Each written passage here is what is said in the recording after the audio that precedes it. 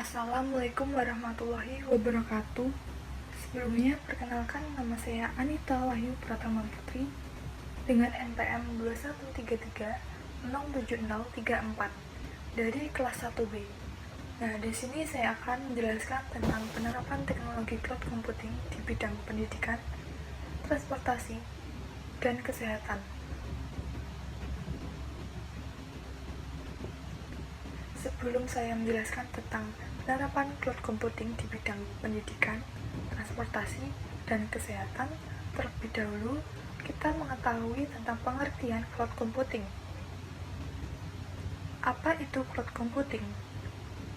Cloud computing adalah teknologi yang mengelola sumber daya komputasi lewat jaringan internet sehingga dapat menghubungkan antara komputer satu dengan yang lain. Apabila dilihat dari istilahnya sendiri, cloud computing artinya komputasi awan. Nah, awan di sini maksudnya adalah jaringan internet, sehingga internet berperan menjadi pusat data dan informasi milik pengguna. Dengan cloud computing, kita tidak perlu lagi menyimpan data dalam bentuk hard file atau pada hard disk. Selagi kita memiliki jaringan internet, maka kita bisa menyimpan dan mengaksesnya dimanapun kita berada. Sehingga boleh dikatakan, teknologi ini dapat diakses secara remote. Berdasarkan hak akses yang dimiliki atau sistem penggunaannya, cloud computing dibagi lagi menjadi 3 jenis, yaitu yang pertama ada public cloud, di mana public cloud dapat diakses oleh siapa saja dan tidak membutuhkan biaya. Kita bisa menggunakan semua fitur dan layanannya asalkan ada jaringan internet. Contoh public cloud seperti Instagram, Facebook, YouTube, Gmail, dan masih banyak lagi. Yang kedua yaitu ada private cloud.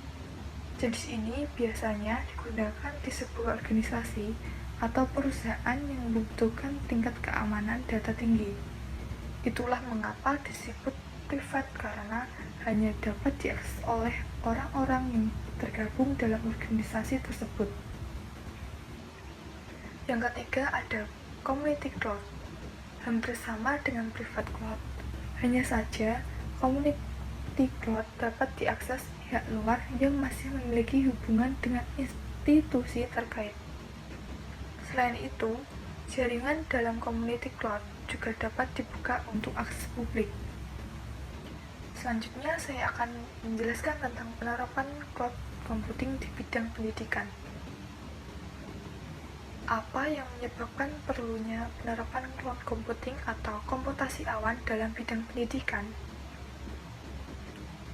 Penerapan cloud computing atau komputasi awan dalam bidang pendidikan sangat diperlukan untuk mempermudah dalam mendapatkan informasi, sehingga para peserta didik dapat terus belajar dan menggali pengetahuan tanpa batas. Seiring berjalannya waktu, mulai banyak teknologi yang berkembang di bidang pendidikan. Misalnya saja, cloud computing ini yang mulai digunakan. Cloud computing yang sangat sering kita gunakan ada Google Apps. Google Apps ini merupakan layanan yang disediakan oleh Google yang memiliki berbagai fitur atau aplikasi yang saling terintegrasi, sehingga dapat digunakan oleh pengguna baik individu maupun kelompok. Salah satu penerapan Google Apps untuk pendidikan adalah Google for Education, yang menawarkan sebuah hosting gratis untuk mempermudahkan lembaga-lembaga pendidikan seperti mengelola email, chat, kalender, berbagai dokumen, dan lain-lain. Fitur-fitur utama yang ada di Google for Education. Yang pertama ada Gmail. Gmail di sini adalah layanan webmail yang dikelola oleh administrator Google Apps lembaga yang bersangkutan dengan format URL dari lembaga pendidikan tersebut. Yang kedua ada Google Calendar. Dengan layanan ini, administrator, guru, dan siswa dapat mengatur jadwal mereka masing-masing. Misalnya, membuat kalender akademik yang kemudian ditampilkan dalam website. Yang ketiga ada Google Talk, di mana administrator, guru, dan siswa dapat berbincang secara online dan bahkan mengirim pesan. Yang keempat ada Google Docs. Ini adalah fitur yang dapat digunakan untuk berbagi dokumen, spreadsheet, dan presentasi kepada seluruh aktivitas sekolah. Yang kelima, ada Google Sheets. Pada fitur ini, bekerja sama untuk memelihara dokumen, isi web, dan informasi lain yang ada di website. Yang keenam, ada Google Video for Education.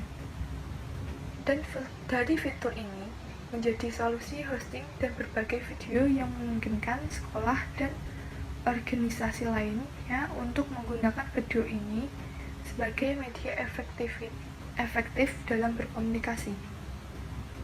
Nah, selain memiliki berbagai fitur pada slide sebelumnya, Google for Education ini juga memiliki menu lainnya yang dapat membantu lembaga pendidikan.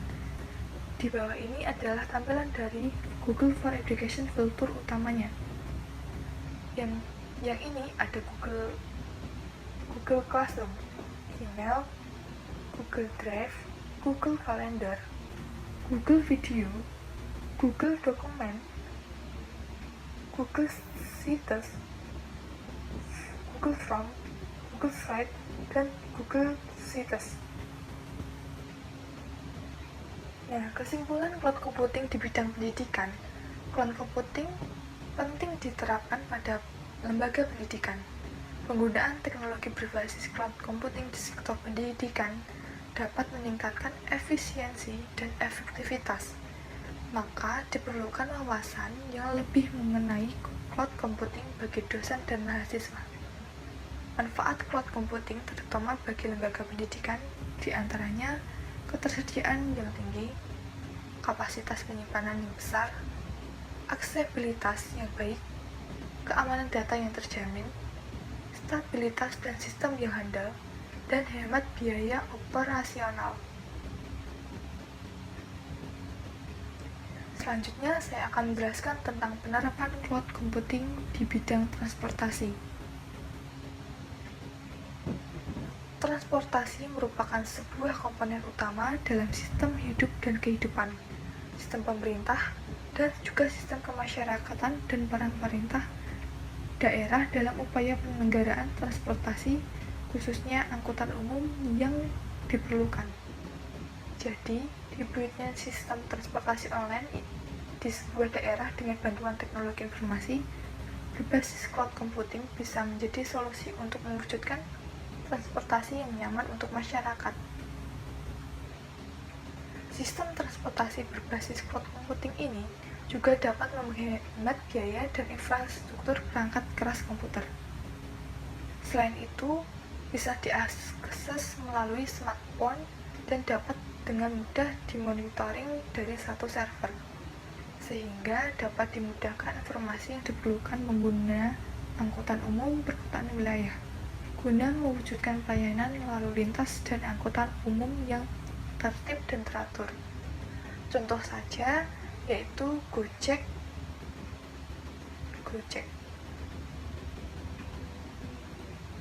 Penerapan cloud computing di bidang kesehatan.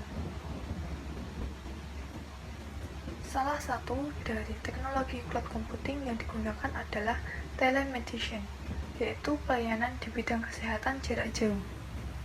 Hal ini mencangkut bentuk pengobatan yang memanfaatkan media untuk berinteraksi antara dokter dan pasien.